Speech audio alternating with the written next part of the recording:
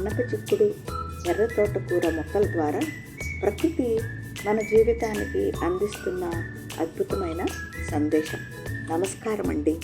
ఇవాళ మన తోటలో ఒకవైపు నిండుగా ఎదిగిన ఎర్ర తోటకూరను చూస్తూ ఎంత ఆనందపడ్డానో, అంతకంటే ఎక్కువ ఆలోచనలో పడ్డాను ఈ చిన్న అనప చిక్కుడు మొక్కను చూసి. ఈ రెండు మొక్కలు మన జీవితానికి రెండు వేరువేరు పాఠాలు నేర్పుతాయి. ఈ అనప చిక్కుడు చూడండి, పందిరిలాగా పెద్దగా ప్రాకలేదు. కుండీలో కేవలం 3 అడుగుల ఎత్తు మాత్రమే ఉంది. కానీ ఆ ఆకులు ఎంత తాజాగా, ఎంత ఆరోగ్యంగా ఉన్నాయో. ఒక్క పురుగు కానీ చీడ కానీ దీనికి దరికి రాలేదు. ఎంత నిశ్శబ్దంగా, ఎంత నిలకడగా ఎదుగుతోందో కదా. అయితే ఈ మొక్కకు ఇప్పుడు పూత కానీ కాపు కానీ లేవు. కారణం, ఇది కాయలు కానీ పువ్వులు కానీ కాసేటువంటి సీజన్ కాదు ఈ మొక్కకు. నాకు పూలు పూసే సమయం రాలేదు కదా అని ఈ మొక్క నిరాశపడి ఎండిపోలేదు.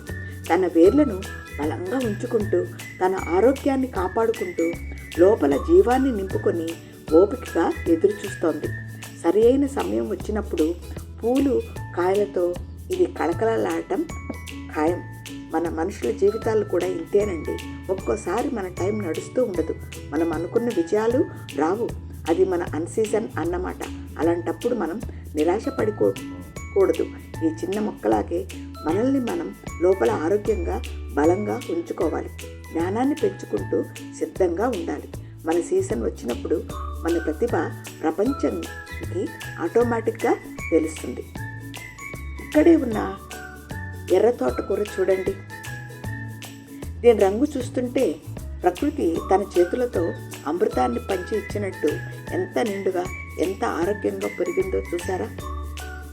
నా టైం వచ్చింది, అందుకే నేను ఇంత నిండుగా ఉన్నాను అంటూ చెబుతోంది ఎర్ర తోటకూర.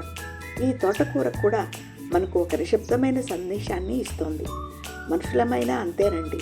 పైకి రంగురంగుల దుస్తులు, ఆడంబరాలు లేకపోయినా లోపల మంచి గుణాలు, ఆరోగ్యకరమైన ఆలోచనలు ఉంటే సమాజంలో మన విలువ ఇలాగే ప్రత్యేకంగా మెరిచిపోతుంది. మనసు స్వచ్ఛంగా ఉంటే జీవితం కూడా ఇంతే అందంగా ఉంటుంది.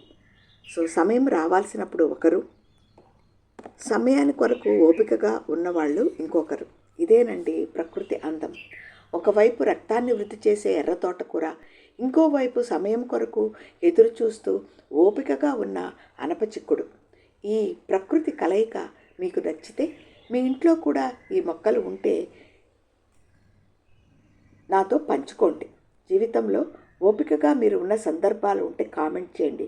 వీడియో నచ్చితే లైక్ చేయండి, షేర్ చేయండి, సబ్స్క్రైబ్ చేయడం మాత్రం మర్చిపోకండి. Thank you.